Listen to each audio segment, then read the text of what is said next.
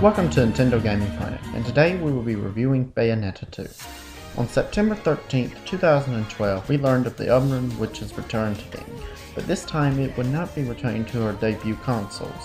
Instead, it would be coming to Nintendo's Wii U as an exclusive. This, as expected, pissed some people off and worried others, as Nintendo was not known for the mature content at the time.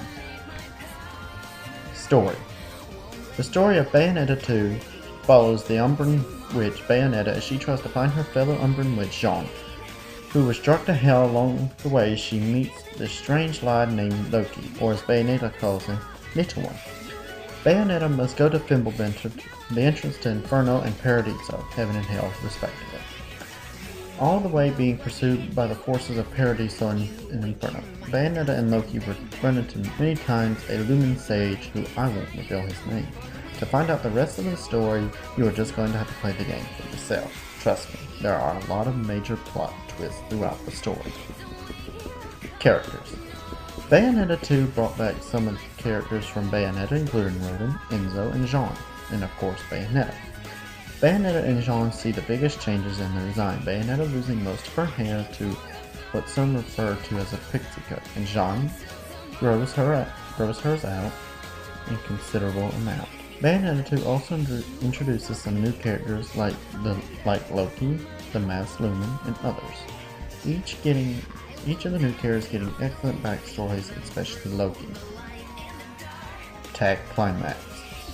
Tag Climax is a new feature in Bayonetta 2 that allows you to play as a CPU local friend or online, using the verse cards you find throughout the game of the enemies of the game. I got to do a couple of rounds of this mode, and I have to say it's very fun and addictive. You can use this mode to gain enough halos to buy more weapons and items and outfits. More on that in a minute. Weapons, costumes, etc. Bayonetta 2 features some amazing weapons, such as Bayonetta's Love is Blue. You can unlock more weapons by collecting Angelic Hymn's Gold LP, found in certain levels of the game. Bayonetta 2 also has many costumes, some designed after Nintendo's characters, such as Princess Peach, Princess Daisy, Link, Samus, and Fox McCloud. You can also unlock more costumes exclusive to Bayonetta 2. You can unlock all of this in the Gates of Hell ran by Rodin, using Halo's the in-game currency. You can also use certain enemies' weapons, but I found myself not using those as much. Cons. Bayonetta 2 had two drawbacks, but only one is major. The first thing bad with Bayonetta is that certain scenes have Bayonetta being extremely sexual, although a witch that uses her hair to summon demons is nothing weird. So, the second thing wrong with the game is that it ended.